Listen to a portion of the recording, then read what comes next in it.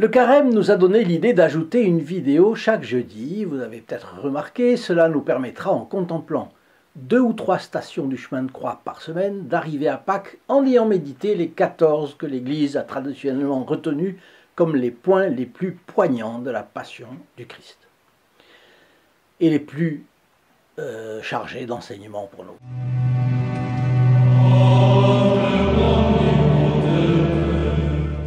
Chers amis fidèles du Padre Pio, bonjour, mon nom est Jean Goyard et vous assistez au programme sur les pas du Padre Pio. Aujourd'hui, conseil de carême du Padre Pio et méditation de la 6e station du chemin de croix. La Véronique essuie la face de Jésus. Pour dérouler la description sous nos vidéos, appuyez sur la mention « Plus » dans votre téléphone. Vous pouvez ensuite vous abonner, c'est gratuit, en cliquant sur le bouton « Approprié » puis actionner 2 fois la clochette jusqu'à parvenir à l'option « Toutes ». Ainsi, vous ne manquerez plus les anecdotes pittoresques de la vie du Padre Pio qui vous sont racontées ici 3 fois par semaine. Des lettres et conversations avec ses filles spirituelles, on a extrait bien des conseils du Padre Pio, notamment pour le carême. J'en retiens un qui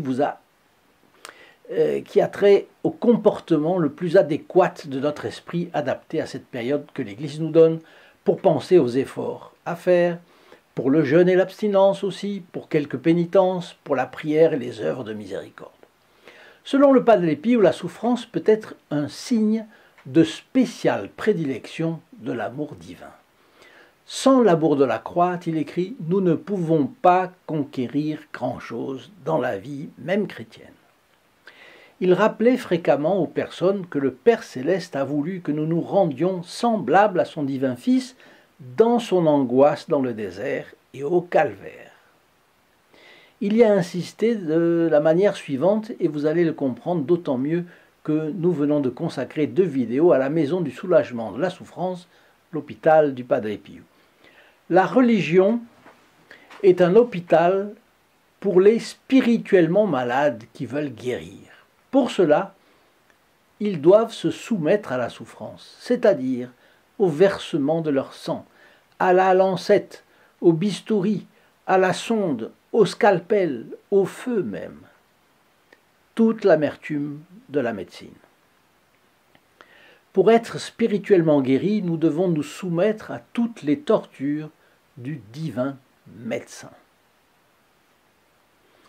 Et puis un complément qu'il donnait, c'est « Et les enfants de Dieu ne doivent pas ronchonner. Se plaindre est un vice volontaire qui tue l'amour de Dieu », a-t-il dit à une fille spirituelle. Alors tout cela est plus facile à dire qu'à pratiquer, n'est-ce pas? Je suis d'accord. Mais le Padre Pio parlait en toute connaissance de cause. 6e station du chemin de croix, la Véronique essuie la face de Jésus.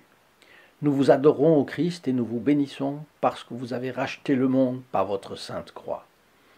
À première vue, on dirait que jamais dans l'histoire, il n'y eut plus grande récompense. En vérité, quel roi a jamais tenu dans ses mains étoffe plus précieuse que ce voile? Quel général a eu étendard plus auguste? Quel geste de courage et de dévouement a été récompensé par une faveur plus extraordinaire? Il existe pourtant une grâce qui vaut beaucoup plus que de posséder miraculeusement imprimée sur un voile la sainte face du Sauveur. Sur le voile, la représentation du visage divin a été faite comme en un tableau. Dans la Sainte Église catholique apostolique romaine, il se reproduit comme en un miroir. Dans ses institutions, dans sa doctrine, dans ses lois, dans son unité, dans son universalité, dans son inégalable catholicité, l'Église est un véritable miroir où se reflète notre divin Sauveur. Plus encore, elle est même le corps mystique du Christ. Et nous, qui avons tous la grâce d'appartenir à l'Église, d'être des pierres vivantes de l'Église, comme nous devons être reconnaissants de cette faveur. N'oublions pas cependant que noblesse oblige. appartenir à l'Église est une chose très haute et très ardue.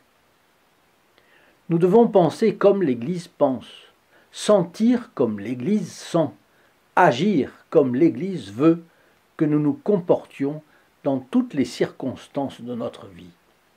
Cela suppose un réel sens catholique, une pureté de mœurs authentique et complète, une piété profonde et sincère.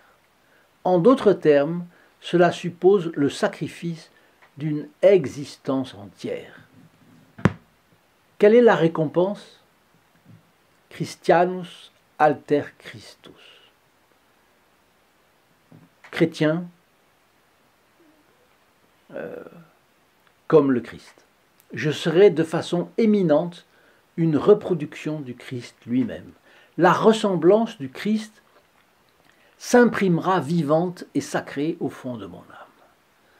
Ah Seigneur, si la grâce octroyée à Véronique est grande, combien plus grande encore est la faveur que vous m'avez promise. Je vous demande force et résolution pour l'obtenir véritablement par une fidélité à toute épreuve. Un Notre Père, un Je vous salue Marie, un Gloire au Père. Ayez pitié de nous Seigneur, ayez pitié de nous. Que par la miséricorde de Dieu, les âmes des fidèles défunts reposent en paix, ainsi soit-il. Avez-vous remarqué la correspondance entre ces conseils de carême du Padre Pio et la méditation de cette 6e station du chemin de croix? Les deux renvoient à une chose qui peut facilement nous porter à la tristesse, nous désoler et qui sait parfois nous révolter, la souffrance. Tous ceux qui sont passés par une opération chirurgicale, même s'ils évitent généralement d'y penser, ont quelque part en mémoire l'idée du bienfait des instruments qui ont permis aux chirurgiens de les opérer, sans quoi où en serait-il aujourd'hui? Cela me rappelle que j'ai longtemps habité près d'un hôpital tenu par des religieuses. C'était dans la banlieue de Paris, et à la chapelle néogothique, un aumônier célébrait la messe au moins une fois par jour. Traversant le petit parking qu'il y avait là, on remarquait les places marquées au nom des médecins. Et un petit sourire vous venait parfois sur les lèvres en passant devant la voiture sur l'emplacement réservé au docteur Poignard. Nom fort évocateur pour un chirurgien. Mais c'est comme ça. On doit parfois passer par le couteau du chirurgien. Dans quel état notre Seigneur était-il durant sa montée au calvaire? Son corps flagellé, son visage couronné d'épines, était couvert de sang, de sueur et de crachats. Ce sont les Écritures qui nous le disent.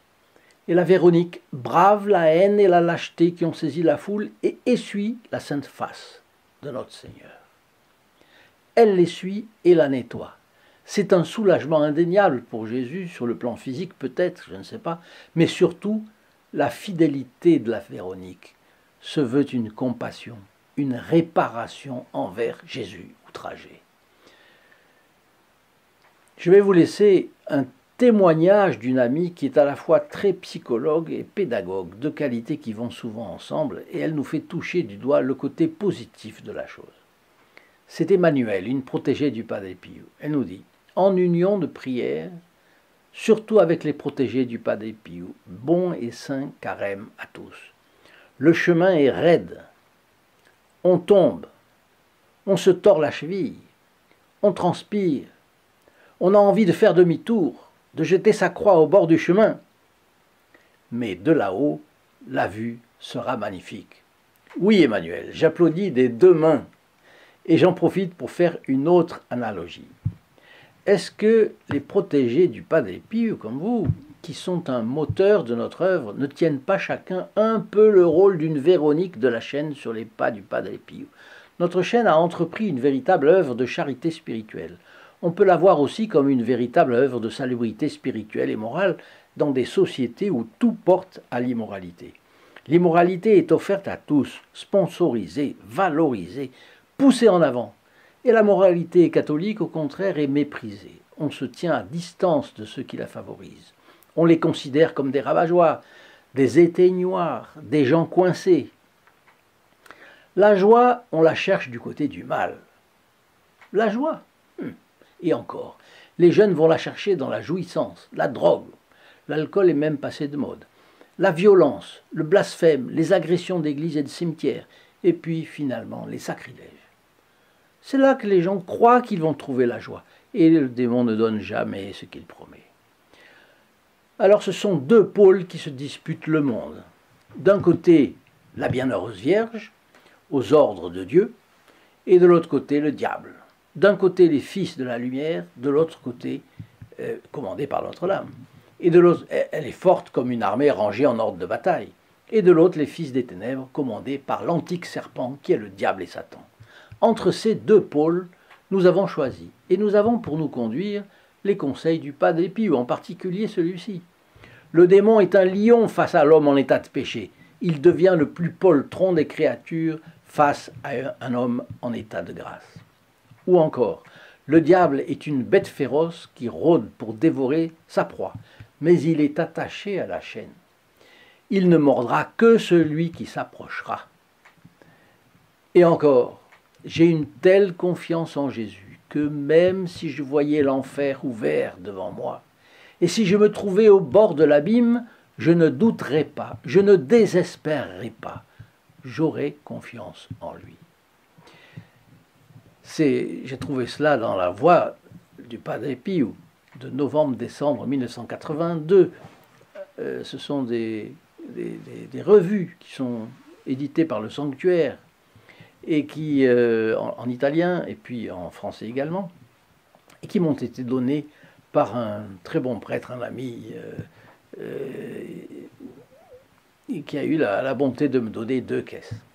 Et c'est pourquoi, ayons confiance. Sainte Véronique, je me plais à la considérer comme une sainte, parce que braver la foule comme elle l'a fait caractérise bien une série d'actes héroïques.